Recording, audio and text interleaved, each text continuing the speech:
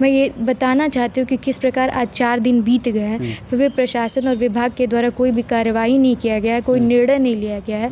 किसी प्रकार से आकर मुझे कोई आश्वासन भी नहीं दिया जा रहा है। पहले दिन ही जो बात हुई थी, मैं यहाँ प्रधानमंत्री, शिक्षा मंत्रालय और मुख्यमंत्री से भी निवेदन करती हूँ कि मेरे साथ जो अन्याय हो रहा है आप उसमें मेरा साथ दें और मेरे साथ लड़े और न्याय की मेरे साथ मांग की जाए। काउंसलिंग आपने ईडब्ल्यूएस में किया, इंटरव्यू ईडब्ल्यूएस में किया, मेरा रिजल्ट भी ईडब्ल्यूएस में आया, तो फिर जब पोर्टल पे शो कर रहा है अर्चिता सिंह, तो आप मुझे पेमेंट लिंक क्यों नहीं भेज रहे? मेरा ये सवाल विभाग और प्रशासन से है। मेरी ये लड़ाई अन्याय के विरुद्ध है।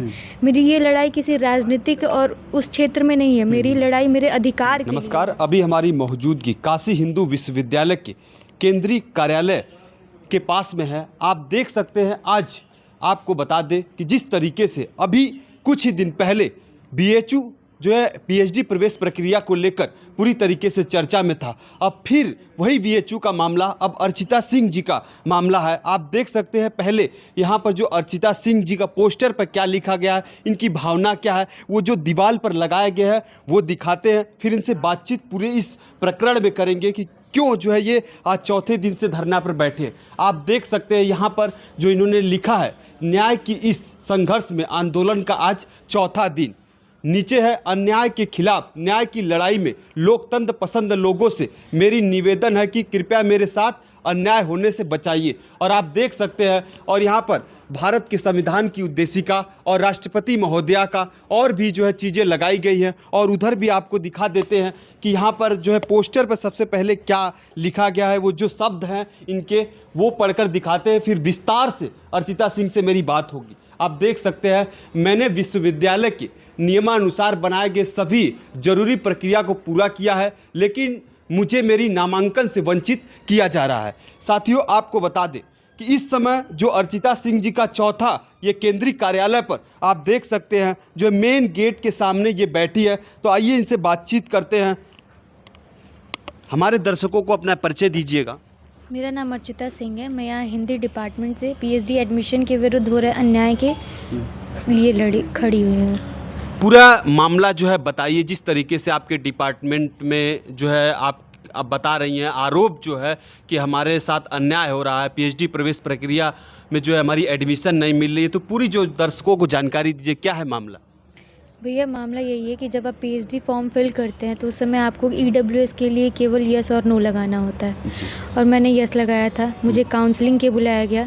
काउंसलिंग के समय भैया 4 बार वेरिफिकेशन होता है। विभाग ने मुझे 4 बार वेरीफाइड किया है कि मैं ईडब्ल्यूएस कैटेगरी से हूँ, है ना। वहाँ हुआ यही था, काउंसलिंग के टाइम मेरे पास पुराना ईडब्ल्यूएस सर्टिफिकेट था। तो अंडरटेकिंग देता है विभाग, हमेशा से ही अंडरटेकिंग देता है, और अंडरटेकिंग पर एडमिशन होता आ रहा है। तो विभाग ने हमें अंडरटेकिंग दिया। अंडरटेकिंग का मतलब होता है कि अगर आपके पास कोई डॉक्यूमेंट नहीं है तो आप वो डॉक्यूमेंट कुछ समय दिया जाएगा, उस समय के पहले आप लाके सबमिट कर दीजिएगा। मुझे भी समय दिया गया, मैंने उसके समय के पहले ही लाके अपना नया डॉक्यूमेंट भी इनको सबमिट कर दिया है। तो अब मेरे सारे डॉक्यूमेंट सही है। काउंसलिंग आपने ईडब्ल्यूएस में किया, इंटरव्यू ईडब्ल्यूएस में किया, मेरा रिजल्ट भी ईडब्ल्यूएस में आया, तो फिर जब पोर्टल पे शो कर रहा है अर्चिता सिंह, तो आप मुझे पेमेंट लिंक क्यों नहीं भेज रहे? मेरा ये सवाल विभाग और प्रशासन से है। मेरी ये लड़ाई अन्याय के विरुद्ध है। मेरी ये लड़ाई किसी राजनीतिक और उस क्षेत्र में नहीं है। मेरी लड़ाई मेरे अधिकार के लिए है। तो आप अभी बता रहे हैं कि ईडब्ल्यूएस सर्टिफिकेट था जो पुराना था, तो क्या उसको नया बनाने के लिए कुछ विश्वविद्यालय प्रशासन के द्वारा आपको समय दिया गया? जी, मुझे समय दिया गया था। विभाग के द्वारा 31 मार्च दिया गया था। मैंने 29 मार्च को सबमिट कर दिया, और आप अगर देखेंगे तो सेंट्रल ऑफिस ने अभी एक एडमिट कार्ड जारी किया है जिसमें इन्होंने लिखा है कि if you are not submitted at the time of counselling, उसमें ब्रैकेट में लिखा हुआ, वहाँ डेट दिया गया 15 अप्रैल 2024। तो मैंने तो समय से पहले 29 मार्च को ही अपना डॉक्यूमेंट सबमिट कर दिया है। तो फिर मेरा प्रशासन क्यों नहीं मेरा एडमिशन ले रहा? मेरे लिए ये अलग नियम क्यों लागू किए जा रहे हैं कि अंडरटेकिंग मान्य नहीं होता है? जब अंडरटेकिंग मान्य नहीं होता है तो सेंट्रल ऑफिस ये कैसे लिख सकता है कि if you are not submitted at the time of counselling? जैसे आप ईडब्ल्यूएस में, क्या अभी आपके डिपार्टमेंट पे ईडब्ल्यूएस में सीट खाली है? भैया, एक सीट खाली है जो ईडब्ल्यूएस की है, उसी की लड़ाई चल रही है। क्या इससे पहले भी जो है आपकी लड़ाई जो थी, इससे पहले ईडब्ल्यूएस के लिए कोई आवेदन किया था? क्या पूरी सीट भरी थी या खाली थी अभी तक? भैया इसके बारे में मुझे कोई जानकारी नहीं है। मुझे बस एक सीट जब खाली वेटिंग लिस्ट में मेरा फर्स्ट है और जब किसी दावेदार ने अपना सीट खाली किया जो कि EWS में था तो वो मुझे ही मिलना चाहिए। मैं बस उसी पर दावा कर रही हूँ, वो सीट अच्छा, अभी मेरी आपने कहा दावेदार ने खाली किया, तो क्या कोई मतलब हटा है, अपना छोड़ा है है। सीट? जी जी, वेटिंग लिस्ट का तात्पर्य यही होता है कि आपका एडमिशन नहीं हुआ, अगर कोई सीट खाली करता है तब आपका जी एडमिशन होगा। बिल्कुल। तो सीट खाली हुई है तभी तो मैं दावा कर रही हूँ भैया। जी तो क्या अभी आपका जो है ये प्रोटेस्ट है, ये चौथे दिन में है, तो क्या अभी विश्वविद्यालय प्रशासन के द्वारा कोई पहल किया गया आपके जो है डीन या HOD यहाँ के कुलपति महोदय के द्वारा? जिस दिन भैया मैं धरने पे बैठी थी उसी दिन सभी लोग मिलने, ये सभी लोग वही लोग हैं जिससे मैं मिलने जा रही थी, तो मुझे मार्गदर्शन नहीं दे रहे थे, मुझे इसके बारे में कुछ जानकारी नहीं दे रहे थे।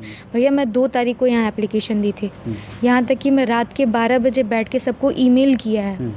जब मुझे पता चला कि मेरा पोर्टल पे नाम शो करने के बावजूद ये लोग मुझे एडमिशन नहीं दे रहे हैं, मेरा पेमेंट लिंक नहीं भेजा जा रहा है, जो कि डेट बाहर निकली जा रही है, 31 मार्च तक पोर्टल बंद करने का समय था, तो 2 तारीख को ही मैंने यहाँ एप्लीकेशन दिया है। एप्लीकेशन देने के बावजूद मैं यहाँ के पर्सनली एक लोगों से मिली हूँ। 2 तारीख से लेके 15 तारीख तक भैया मैंने इंतजार ही किया है। अभी आप तक किससे मिली हैं जो एक लोगों, मतलब कौन वो लोग थे, बताइए दर्शक जाने। वाइस चांसलर, एकेडमिक रजिस्ट्रार और भी विभाग UACB की कमेटी के जो मेंबर हैं, मैं उनसे भी जाके मिलने का प्रयास किया।